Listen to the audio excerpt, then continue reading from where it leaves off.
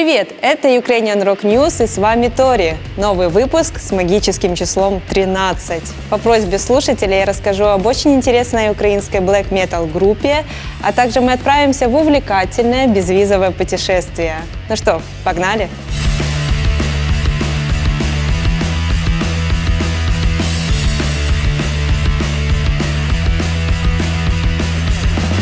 Про группу White Word говорят, что она возникла из ниоткуда и сразу выстрелила мощным и продуманным материалом. А ведь действительно, выпустив свой первый полноформатный альбом, они показали себя полностью бесстрашными, абсолютно сформированными и уверенными в себе.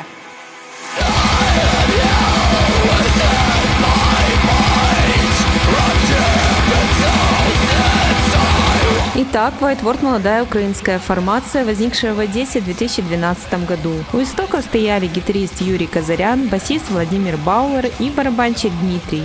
Позже к коллективу присоединился Александр Смирнов. Юрий из мира металла всегда отвечал за общую концепцию группы и создание большой части материала. Саша из мира джаза, блюза и экспериментальной музыки принес идею смешать black metal с элементами джаза. Таким образом получилось создать депрессивный пост-black metal, обойдя все жанровые каноны и стандарты. Первую композицию, которую представили они слушателям, называется Walls. Она вошла в EP Illusions, который состоит из 3 композиций. В 2015 году над композицией потрудился Маркус Хербст, который видоизменил трек, и теперь вы можете послушать 2 версии данной композиции и сравнить их звучание.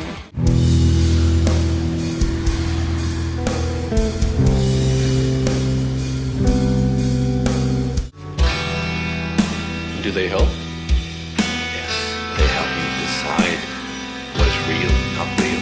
Дебютный альбом Futility Report вышел в мае 2017 года. В процессе записи первого альбома Саша покинул коллектив из-за разногласий.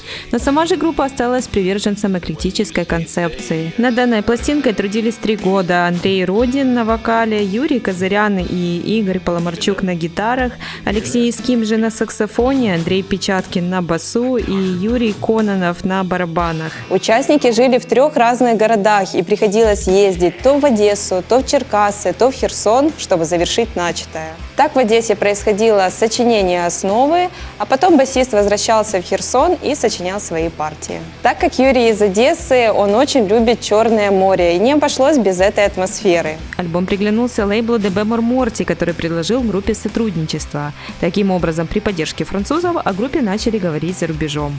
Данный релиз является одним из важнейших и интересных не только в истории группы, но и тяжелой музыки Украины. Слушатели могут влюбиться в это потрясающее творение с первой ноты. Группе удалось создать совершенно новое звучание темной музыки с джазовой атмосферой. Обратите внимание на душераздирающие гитарные мелодии, фантастическую игру на барабанах и использование саксофона.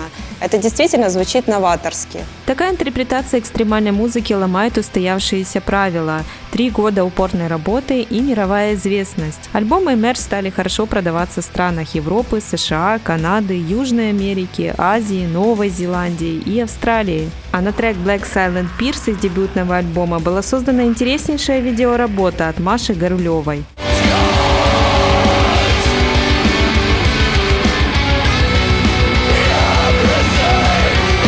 Презентация альбома прошла в клубе «Бинго» в декабре 2017 года. Далее последовал выезд в европейские страны, Польшу и Румынию, благодаря чему группа приобрела новые знакомства, опыт жизни в дороге и выступления на разных площадках с разным качеством звука. В Румынии группа познакомилась с преданным фанатом Джоном, который следил за группой еще до выхода альбома. Так, на одном из румынских фестивалей он подарил группе несколько бутылочек хорошего самогона. Хай буде. Между релизом первого и презентацией второго альбома группа подарила слушателям сборник Origins, который включает треки раннего периода с 2012 по 2015 год. Он отлично демонстрирует эволюцию видения и звучания группы того времени.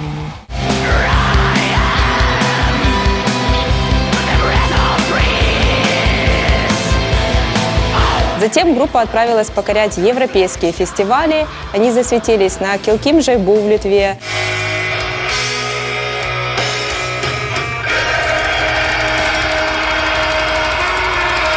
на Рокстад Экстрим Фест в Румынии,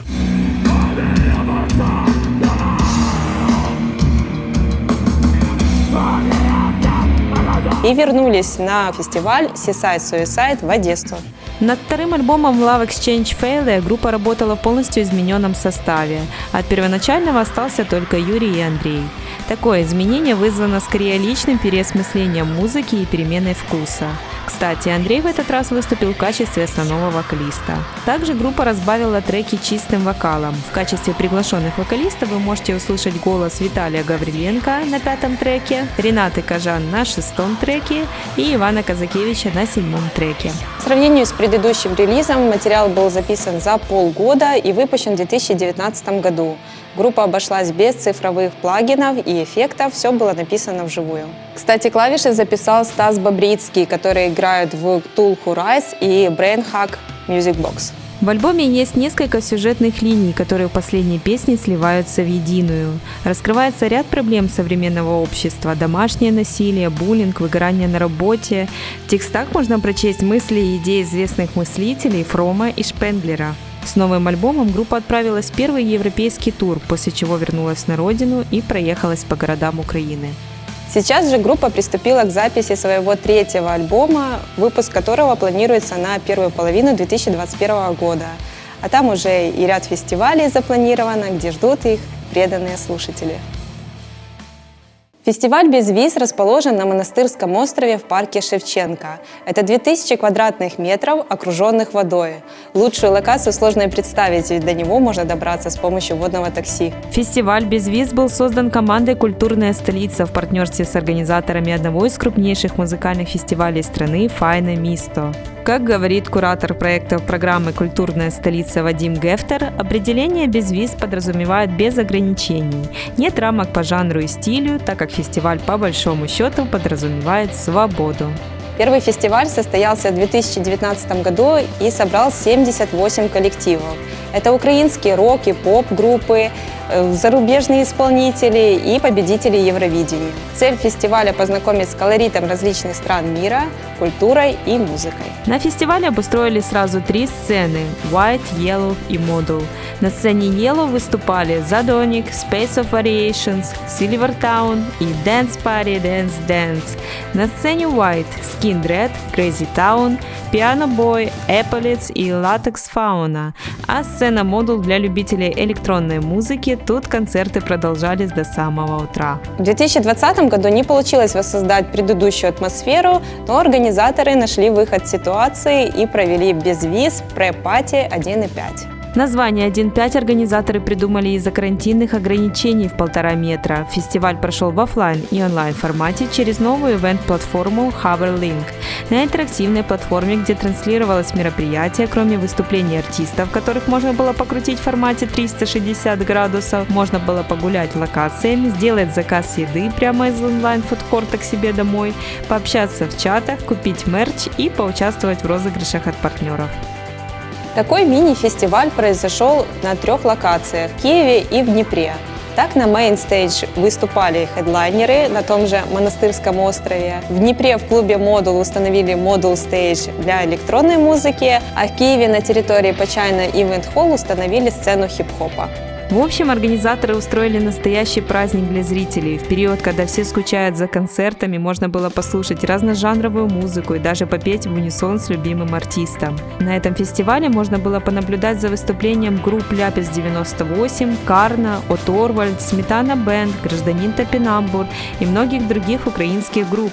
Кстати, арт-директором проекта выступил Павел Вереница, фронтмен группы Epaulets.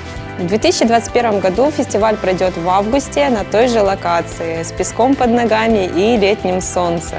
Организаторы обещают 3 дня музыки, различные развлекательные и образовательные мероприятия. Ну что же, увидимся на Монастырском в следующем году. Кстати, прочитала в телегиде, что, несмотря на пандемию, церемония музыкальной премии American Music Awards состоялась, и даже присутствовало много звезд, но большинство музыкальных номеров прошли онлайн. Да, кстати, в телегиде много рубрик, кроме музыки, эксклюзивные интервью звезд шоу-биза, новости кино, новости со съемочных площадок и разные полезные советы. В общем, оформляйте подписку, чтобы быть в курсе новостей.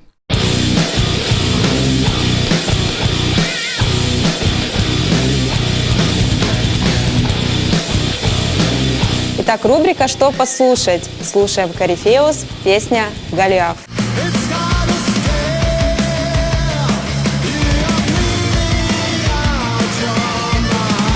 Сильная композиция как по музыкальной, так и по вокальной части. У меня, честно говоря, бегают мурашки от прослушивания данной композиции. Кстати, в записи композиции участвовал Макс Ошкала из группы Джон Кофи.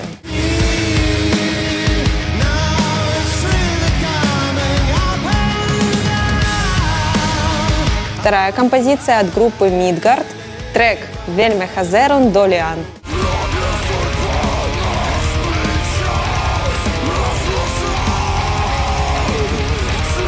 Композиция разнообразна по своей структуре. Тут и фолк-металл, и дэз-металл. Чтобы понять, о чем поется в песне, группа добавила текст на свое видео.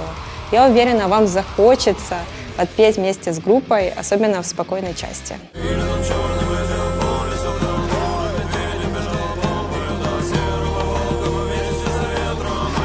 Третья композиция. Слушаем симфоник металл, группа I Miss My Death и песня «Господар».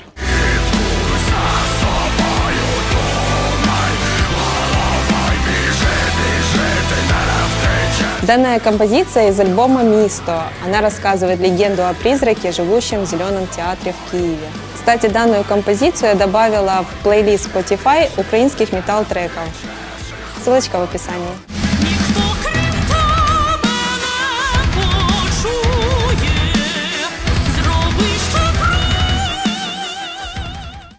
Ну что, друзья, выпуск подошел к концу. Спасибо, что досмотрели его до конца. Люблю, целую вас. Подписывайтесь на мой канал. Мы вас ждем в Телеграме, Инстаграме, Фейсбуке, Твиттере, Spotify, SoundCloud. В общем, много мы везде. А еще у меня к вам вопрос. Недавно у нас вышло интервью с Алексеем Шерханом, гитаристом групп Мегамас и Великан. Напишите, хотели бы вы посмотреть выпуск про Мегамас? Интересно ваше мнение. С вами была Тори. Пока!